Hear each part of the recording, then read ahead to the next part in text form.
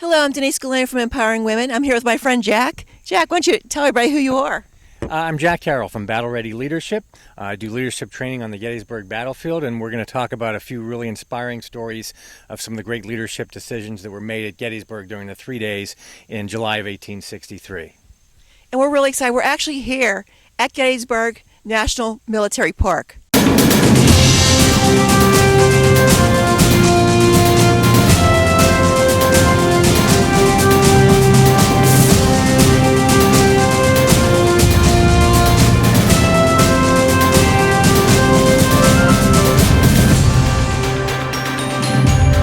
I know it's September and it's very hot here today.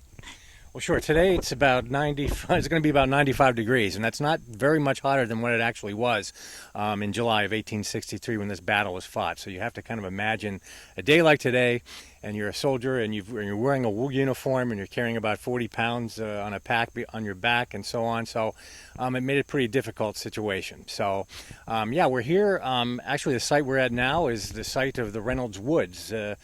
Behind us, there's a monument that's rather significant, and I can get into that story.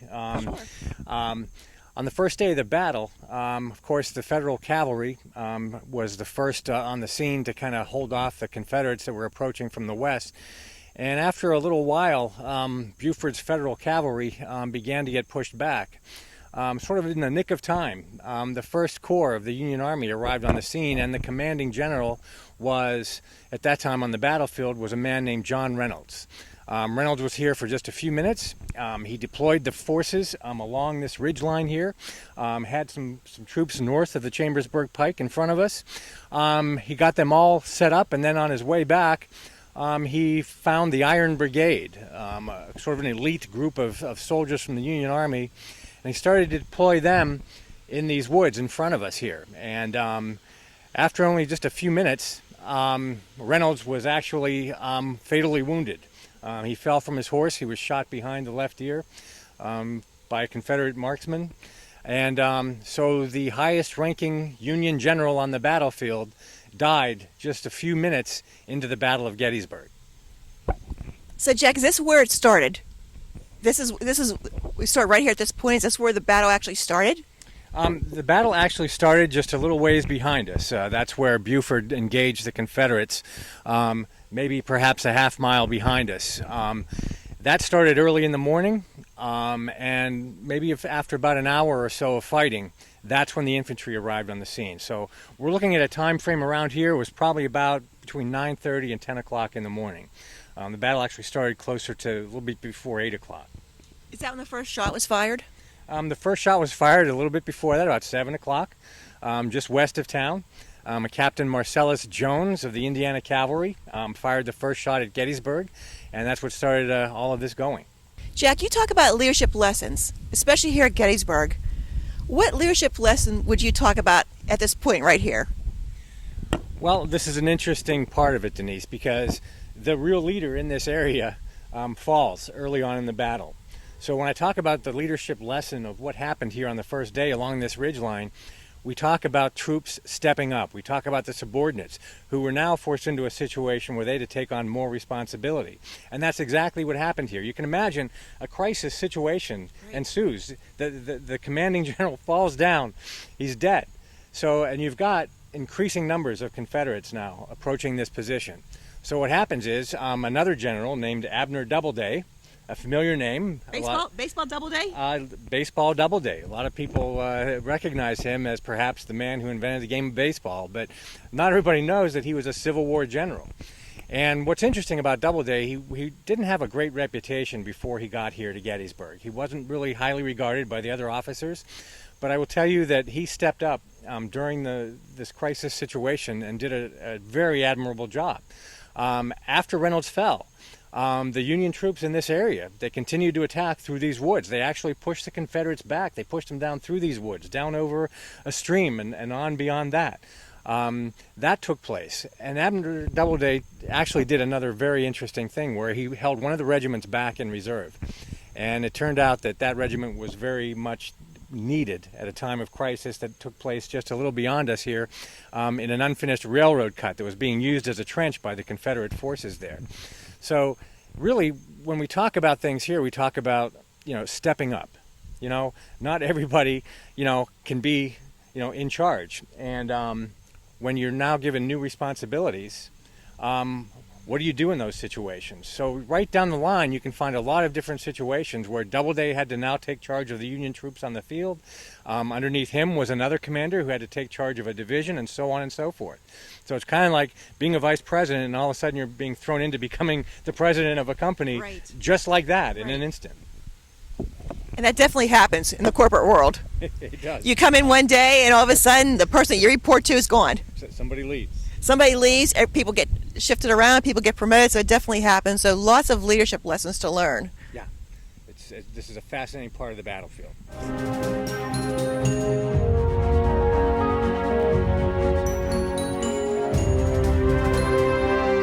Okay, Jack, now we're right here where the battle actually began, aren't we?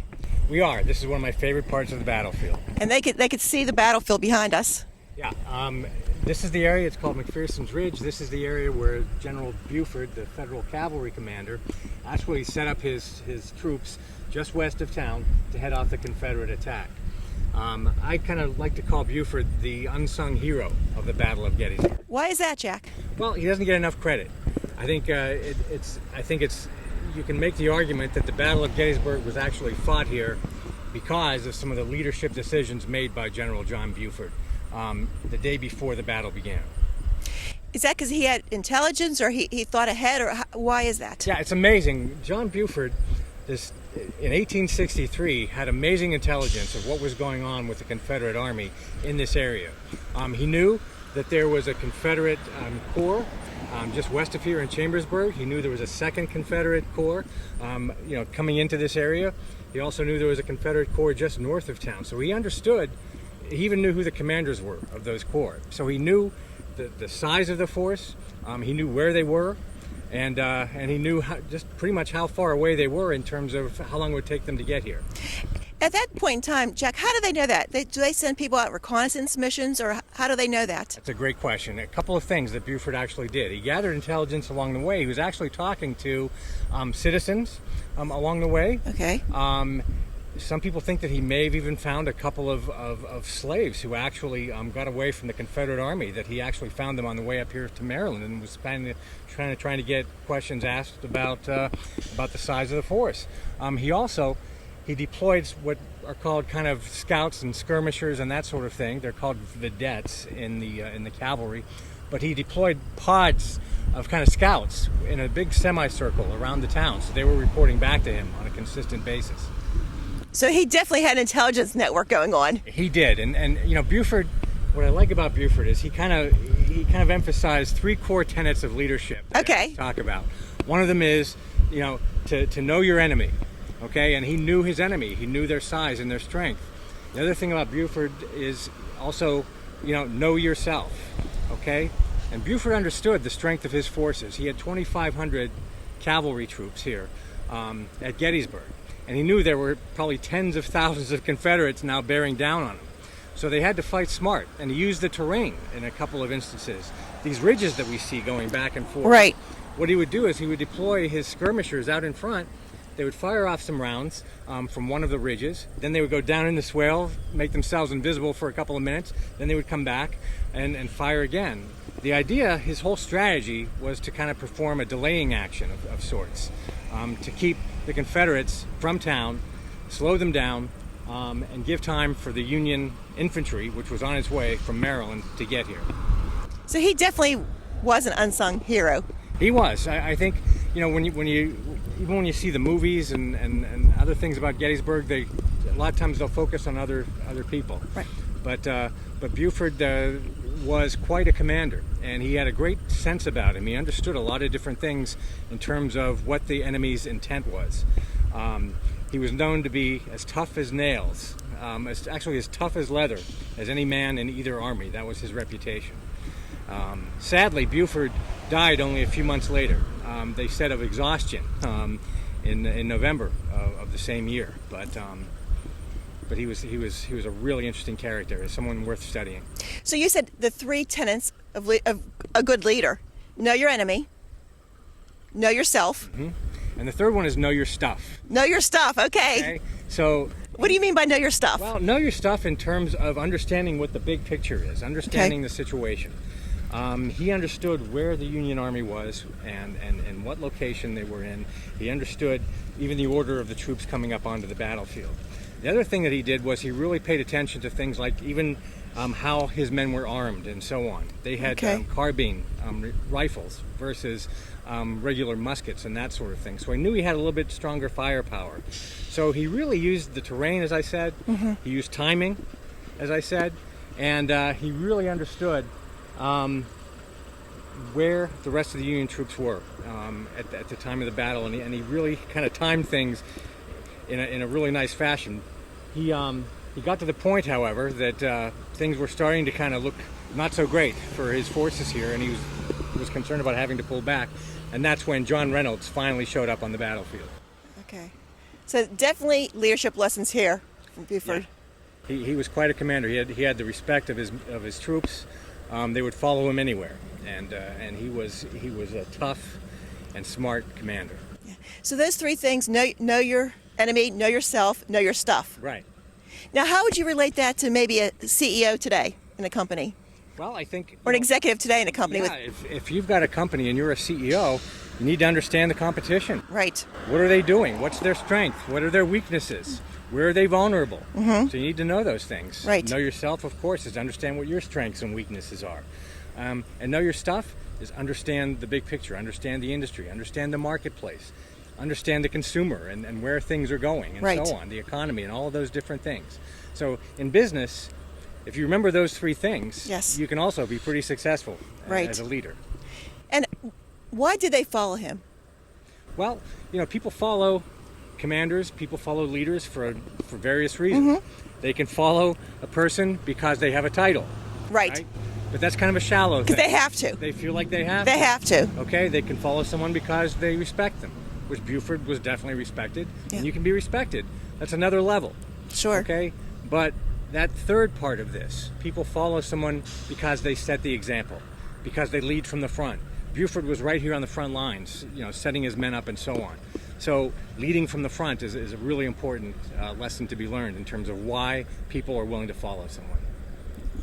That's wonderful. I'm going to step out of the shot so everybody could see exactly what we're talking about here. Sure. And if you want to point anything else out. Yeah, if we just look over my shoulder here, you'll see the mountains in the background, and that's really where the Confederate forces came from. They came through the Cashtown Gap down the Chambersburg Pike. I don't know if you can see over here, there's a little hut of sorts, and there's some statues over here. That's kind of one of the vantage points where Buford was. That's where his artillery was placed, and that's where some of the first shots were actually fired. And the Confederates actually swept up over this ridge line here.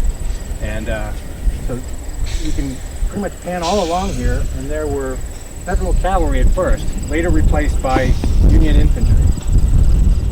Yeah. And I think it's amazing, Jack, to think that there were no tanks. No.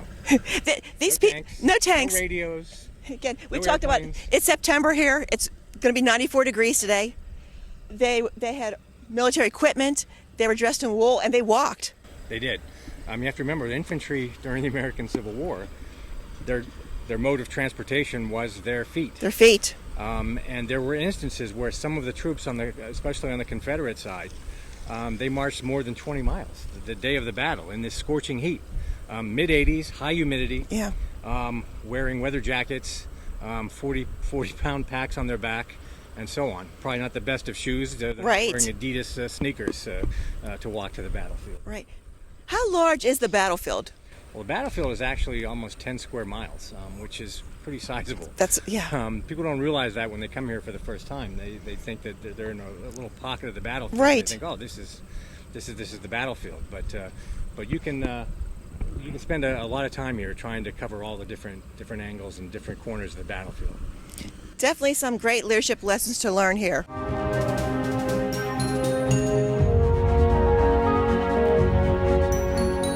Well, Jack, we're wrapping up day one of the battle. It's nice to sit.